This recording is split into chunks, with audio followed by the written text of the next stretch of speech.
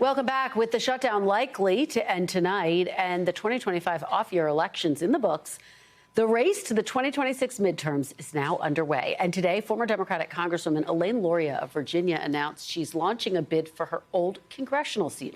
Virginia's 2nd district is a battleground seat. Luria flipped it blue when she won in 2018. She served 2 terms, but then lost to Republican Jennifer Keegans in 2022. The former Congresswoman, who was a member of the House committee that investigated the January 6th attack on the Capitol, sat down exclusively with NBC News chief Capitol Hill correspondent Ryan Nobles to announce her plans. Take a listen. I'm looking forward to the opportunity to come back to Washington to stop this chaos that we're seeing in the House.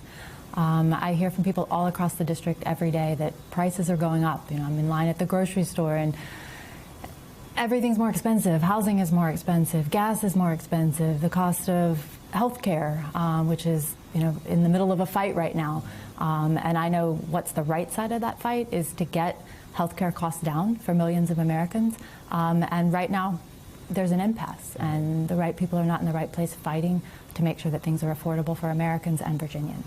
I want to talk to you now about the work that you did on the January 6th Select Committee and how much of that work seems to be undone by the Trump administration. Are you concerned about efforts by Republicans and those tied to President Trump to whitewash what happened on January 6th? Absolutely. I, as you know, served on the January 6th committee, and our goal was to present the facts of what happened that day and leading up to January 6th, and so that the American people could judge for themselves and understand what role the former president played. I led a hearing with my Republican colleague, Adam Kinzinger. We focused on the 187 minutes. You know, we're going to replay this interview, I don't know, 45 times and just sit there and watch it. That's a long time.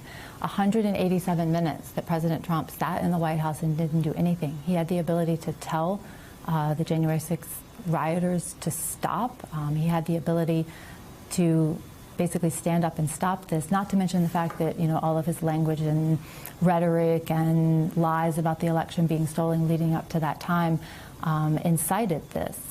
And he was never held accountable. So now we see the people, literally the criminals, the people who assaulted law enforcement, Capitol Police officers, assaulted and destroyed property in the Capitol, slowed the proceedings of the government.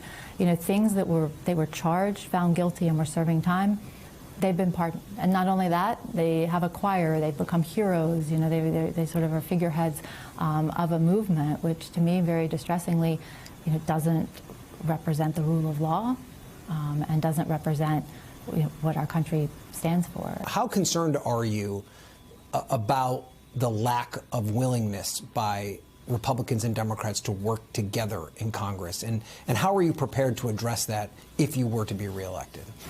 So I think that when we're talking about issues like the government shutdown that we're going through now and the prescription drug costs, or really the ACA supplements that are, you know, at the center of this struggle to either get the government open and or, I mean, the problem is that it has just been like Republicans are proposing a lose-lose situation. We shut down the government and we cause a lot of harm to a lot of people, and we don't allow them to have affordable health care.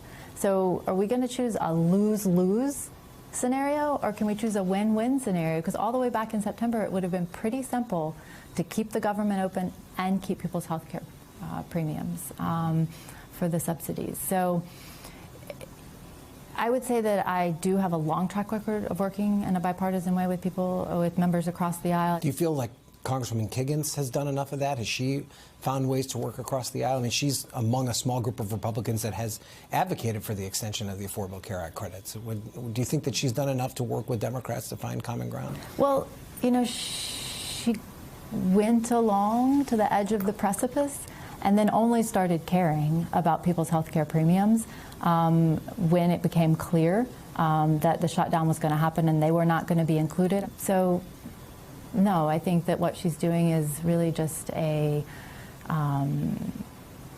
gesture to act like she cares, but look at her voting record. She doesn't care about your health care. She's cut your Medicaid, and she doesn't care about your health care premiums. So, you know, it's one thing to just go out there and pretend that you care and can work across the aisle. But I mean, I was voted one of the most bipartisan members of Congress. I have a track record of working across the aisle, especially on veterans and military issues. And you know, I think she leaves a lot to be desired. All right. Well, our thanks to Ryan Nobles for that fantastic interview. We really appreciate it.